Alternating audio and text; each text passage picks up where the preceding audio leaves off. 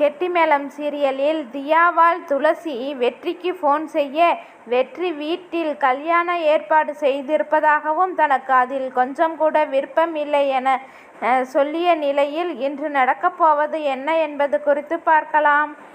அதாவது வெற்றி எப்படியாவது இந்த ஏற்பாட்டை நிறுத்த வேண்டும் என்று சொல்ல, துளசி வெங்காயத்தை எடுத்து அக்கிலில் வைத்து கொள்ளுங்கள் என்று ஐடியா கொடுக்கிறாள். வெற்றியும் அப்படியே செய்கிறான். மறுபக்கம் அஞ்சலி தூங்கிய பிறகு வெளியில் இருந்து முகமூடி அணிந்தபடி மகேஷ் வீட்டுக்குள் நுழைந்து, உன்னிடம் கிண்டல் பண்ணவங்களை நான் சும்மாவே விடமாட்டேன்னு சொல்கிறான். அடுத்த நாள் வெற்றிக்கு காய்ச்சல் வந்திருக்க, வெற்றி துளசி சொன்னது உண்மையாகவே நல்ல ஐடியா என நினைத்து கொள்கிறான்.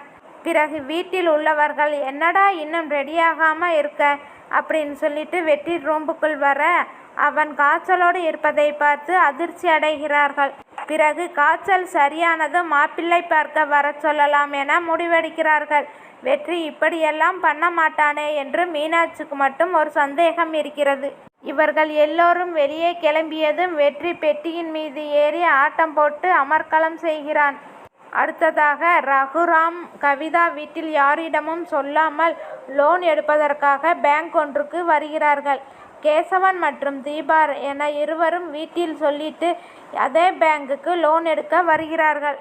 இருவரும் ஒருவர் பார்த்து கொள்வார்களா இல்லையா என்ற பில்டப்பில் காட்சிகள் நகர்கின்றன.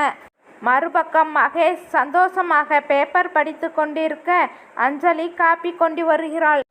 நீங்கள் நேற்று நடந்ததை நினைத்து டென்ஷனாக இருப்பீங்கன்னு நினைத்தேன். ஆனால் எல்லாத்தையும் மறந்துட்டு சந்தோஷமாக இருக்கீங்க, ரொம்ப நல்லது என அஞ்சலி சொல்ல, மகேஷ் கடவுள் அவங்க 3 பேருக்கும் தண்டனை கொடுத்துட்டான் அஞ்சலி என பேப்பரை காட்ட, அதில் அவர்கள் விபத்தில் சிக்கி ஹாஸ்பிட்டல் தீவிர சிகிச்சையில் இருப்பதாக செய்தி வெளியாகி உள்ளது. இதை பார்த்து அஞ்சலி அதிர்ச்சி அடைகிறாள். அவங்களுக்கு தண்டனை கிடைக்கணும் தான், ஆனால் இது ரொம்ப கஷ்டமாக இருக்குன்னு சொல்கிறாள். ஃப்ளாஷ்பேக்கில் மகேஷ் தான் முகமூடி அணிந்து சென்று அவர்களை தனது காரால் மோதினான் என்பது தெரிய வருகிறது. அதன் பிறகு துளசி ஆபீஸ் கிளம்பி செல்ல, வெற்றி வழியில் நடந்து வந்து உங்களுக்கு வேலை கிடைத்ததாக அத்தை சொன்னாங்கன்னு ஒரு கிஃப்ட் கொடுக்கிறான்.